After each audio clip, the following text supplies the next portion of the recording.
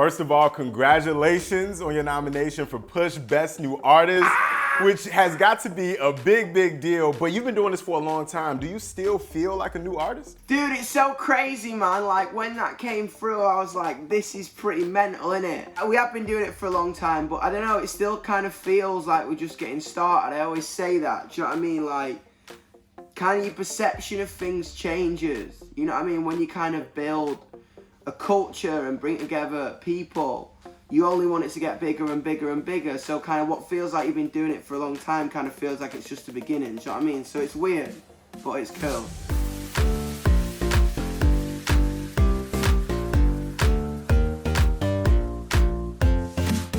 Yo, your fan base has grown just as organically as your sound has grown throughout the years. What has been like the biggest change for you, elevating from Yungblud from back in the day to the person that you are now, and the artist that you are now? It's weird, man. As I say, it kind of like, the sound just got a bit bigger. You know what I mean? I think as we kind of grew, before it was just like punk and just like throw to the wall, just like kids in a room just hitting me pillows. You know what I mean? In my bedroom. But now I kind of like, the rooms are getting so much bigger, and the kind of the crowds and the people and the kind of the passion and the togetherness is just getting so loud. The music's got to do the same thing. You know what I mean? And I kind of get ensued with so much hope in terms of my fan base and my family. That just all that kind of that magic just goes in the tunes. You know what I mean? Man, we heard a glimpse of that big sound and that growth in this collaboration, Lemonade, with Denzel Curry.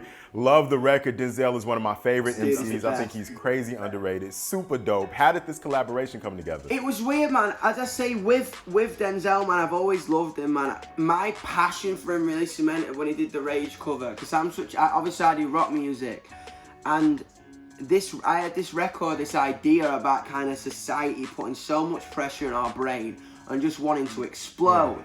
And if anybody knows my shows go absolutely crazy. You know what I mean? Like, there's normally like 20 people in the medical room by song 2. Do you know what I mean? Because it gets so hot and everyone's just so compressed. And I was like, I want to find an artist who is just like that, who is an activist, who talks about kind of equality and just kind of the world we want to be a part of. And I was like, it's got to be Denzel Curry, man. So I hit him up. I was like, love your stuff, man. Love the Rage cover. Do you want to get in a studio? And I just sent him an idea, and he just snapped on that verse. I was like, sounds old school, that verse. You know what I mean? It sounds like NWA or something. You know what I mean? I was like, that's sick. Yeah, man. You said that too. That his lyrics inspire you, man. He's such an ill lyricist. You do get that nostalgia on this record, and when I hear the song, I think about how badly I want to see Dom and Denzel on the stage together. Dude, but that's what I'm saying. I'm like, that when we I just can't wait to bring him out and open that mosh pit up. You know what I mean? It's just gonna be insane.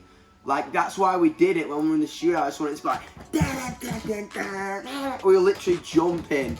I was in the studio like, let's make it this tempo so people can just jump to it and go crazy. You know what I mean? And I was like, yeah, I can't wait to play that live. It's gonna go bonkers. But see, I want to ask an artist like you though, someone who has a crazy live performance, how do you adapt in this COVID environment? Like, we've got best quarantine performance right now, which is one of the categories, but I imagine that you feed off of the energy of the fans. Bro, what is it like right now? It's mental, but the thing about it is, right now, when we be doing like live stream gigs and stuff, when we did the Yungblud show thing for the first time, you can see the people commenting. So just because you can't hear them, don't mean you can't feel the noise.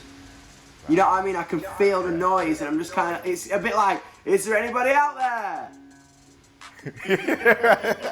But you just see the comment section like, and it's like, yeah, there is, man. You know what I mean? Which is sick. That's dope, man. Yeah, the energy is kinetic. I never thought of it that way. That's interesting. You captioned the meaning of Lemonade. You said it right here about the intense pressure society places on our brains right now, but you also said the song is about equality and inclusion across the planet. And equality and inclusion has been a part of Yungblud's message from the beginning, Dom's message from the beginning.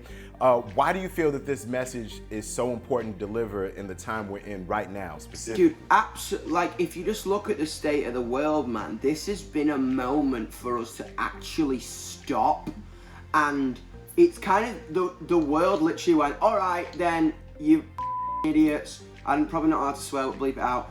It's time to stop, think about what is wrong, and analyze everything within society. Like, I was in all the BLM marches in LA when I was out there, and it was just so incredible to see my generation fighting for the world that we are going to be in the future. And I think this stop, this pause, this moment has allowed us to look at climate change. It's allowed us to address racism. It's allowed us to address equality within the LGBTQ plus community with what's going on in Poland. And it's a moment for us to genuinely fight and get started and get going, you know what I mean? That's a fact. Not only were you a part of those protests too in LA, like you were actually helping people who had been injured by police officers. Did you know when you went out there that you would have such an outsized role, or were you just expecting to be there in support, spectating, and then you just found yourself in that position? It was mental. It was like a movie, man. You know what I mean? And it was so scary and frightening, but like everybody out there was just doing the right thing. You know what I mean? It weren't me. Like people can say that like me and Ash, the person I was out with, were like kind of, we can glamorize that, but every single person there was doing the exact same thing because it was the right thing to do as humans, as equal human beings. And it was just so messed up to see that this is the society we're living in, but incredible to see the passion of everybody of every color and every size fighting for what is simply right. Yeah, absolutely, and that energy is infectious, just like yours. It makes me think about this Sophomore album because I think the ecosystem could use some more Yungblud music right now. I hear it's in the mixing process. Do you have a name for it already? I can't tell you that, but the name I've already talked about. So in some of my interviews, if you're smart enough, you might figure out what the name is. Ooh, I gotta go back and finish doing my research and oh my God. Okay, so we got the name has been dropped. There's little clues, breadcrumbs in the interviews. Well, how far will this project evolve the idea of Yungblud? Can you give us like the theme of what this project might be? This is literally a neat whiskey album about life. You know what I mean? I wanted it to be like an episode of Skins within an album. A series of Skins or Euphoria or Sex Education. It's like this coming of age record that don't mean growing up. You can come of age at 74. You can be like, oh man, I figured out who I am for the first time. But it's legitimately explores the ideas of identity, of sexuality, of equality, of depression, of anxiety, of life, of love, of heartbreak, everything. I just wanted to create a record because me and my fan base, man, we're coming of age together and I want to do it side by side. You know what I mean? And it's about the stories that they told me. Like, I'm outside the shows every kind of night. Well, I was. And I just heard the most incredible stories from the most incredible people. And I wanted this album to be representation for the misrepresented. I love that, man. Do you have a time frame as far as release date already? It's going to be the fall. It's going to be the fall. Coming out this fall? Yeah, baby. I'm excited, man. I'm excited for that.